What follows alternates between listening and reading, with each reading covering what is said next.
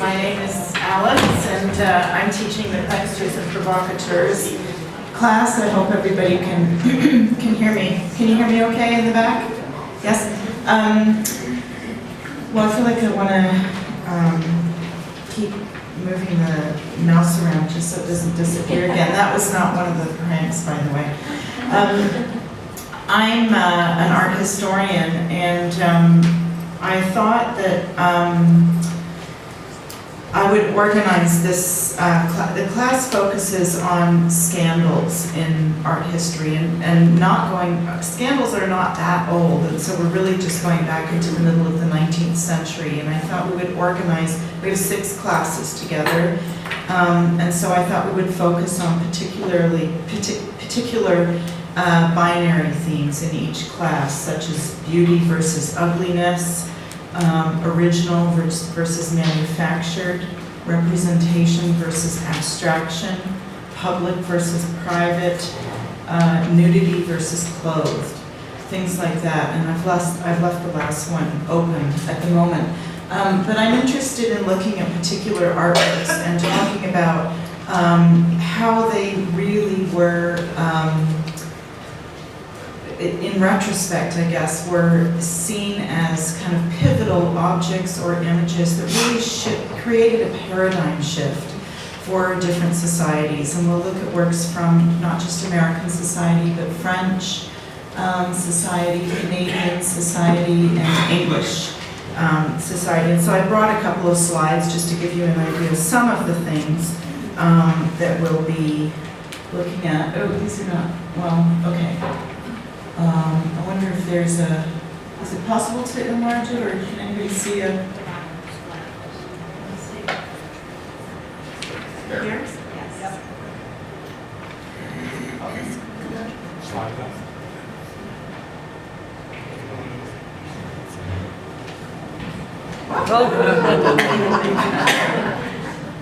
There, it's not too pixelated. This is a painting from 1850 by Gustave Flaubert. It was in the called The Stonebreakers. It was in the 1850 Salon. By 1863, he was uninvited from the public salons. His work was just considered too, the common word that keeps coming up is vulgar. The fact that he was very, very radical in terms of his insistence on painting peasants and the life of simple people instead of the glory of Napoleon, things like that. And critics and people seeing his works really were so outraged at the thought that he would spend more money on a huge piece of canvas than they literally said, than those people's lives were worth. Why would you waste so many meters of canvas on ordinary people? And why would you deliberately exaggerate their crudeness and vulgarity? That was the kind of comment that was made about his works. And a huge, I really see this and other works as kind of the sort of pinnacle of a discussion that continues today in a lot of art that we see today. So that's one example. Let's see if I can just, oh, okay. Oh, no, this is not, sorry, it's out of, there. Here's the second one, which is probably the most referenced work by 20th century art. It's probably the most favorite work for contemporary and 20th century artists. It's a work called Fountain. It was displayed first in 1917 by a uber provocateur called Marcel Duchamp. People were, as you can see, it's a urinal that's turned on its side. There's a sort of, he scratched on another name, not even his own name. And the most kind of offensive thing about it is the fact that it's mass manufactured. This, I think, the biggest discussion that this prompted was this issue of whether art should be originally made, one of a kind, or whether you can use what was called ready-mades. And of course, nowadays art is filled with ready-mades, and it's common practice for artists to use things that they buy or things that they find, things that somebody else has made. But the discussion around this particular work really kind of issued in that discussion. There were a number, so of course we'll go into why would somebody do something like this? Why would somebody take, again, a really vulgar object from a toilet that men urinate into and put it in a gallery? It's a very provocative gesture. So we'll go into why that would happen. We'll look at Tilted Arc, which is a sculpture by Richard Serra, was installed in 1985 in New York in a public plaza, and within a few years there was so much controversy around this simple piece of steel, for the most part because it disrupted it was outside a public building. Workers really wanted to walk out of the plaza and go about their quote daily routines, and this disrupted their daily routines.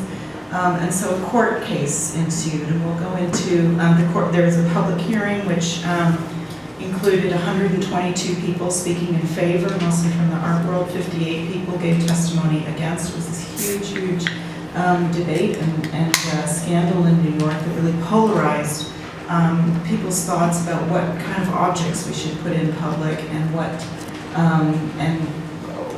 what rights do artists have in placing those kinds of things there. Let's see what else. Surprisingly, the main criticism about it, I can tell you my criticism about it, which was that it was very smelly. If you can imagine going into a gallery and smelling that much raw beef, it was really difficult to come into proximity with it.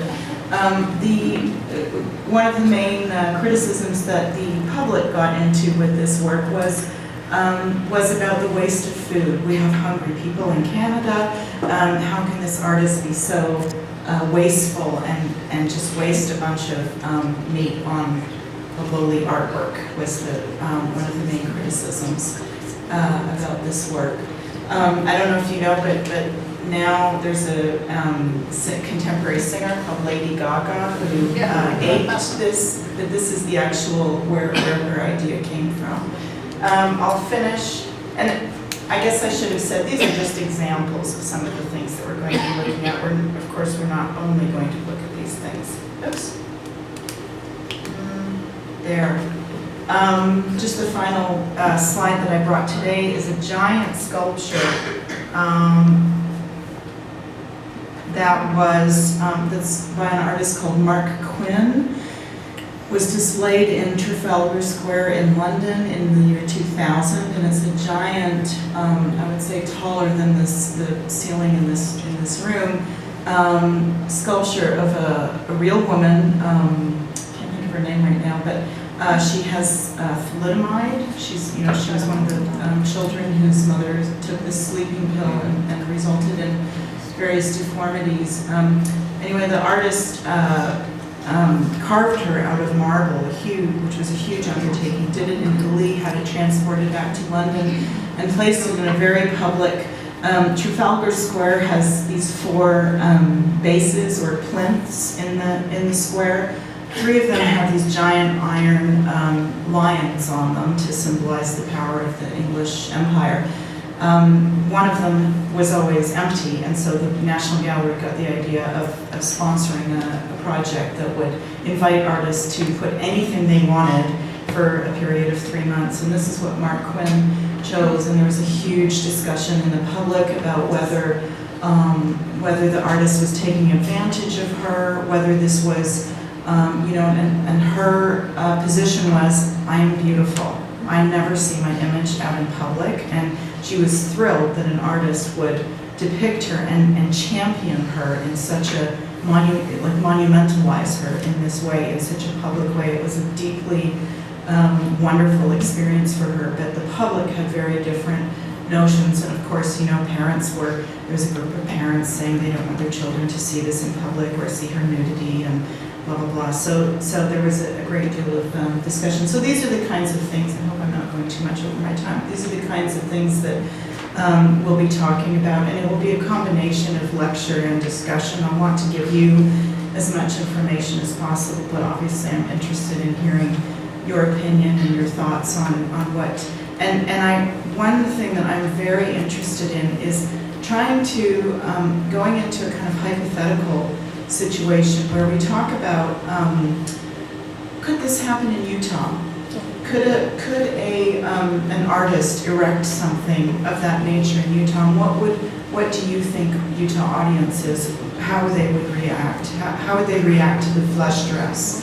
How would, one of my favorite questions is, I think you know the works of Christo, who famously wraps things.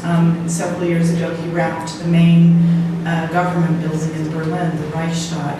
And I like to ask my students, could he ever wrap the White House? You know, why not? Those kinds of, I'm really interested in kind of establishing what parameters we have as Utahns or as Americans in terms of what kinds of things happen around the world without throwing a microphone. So yeah, that's pretty much the course. I hope you're interested, and I hope to get a lot of interesting discussions.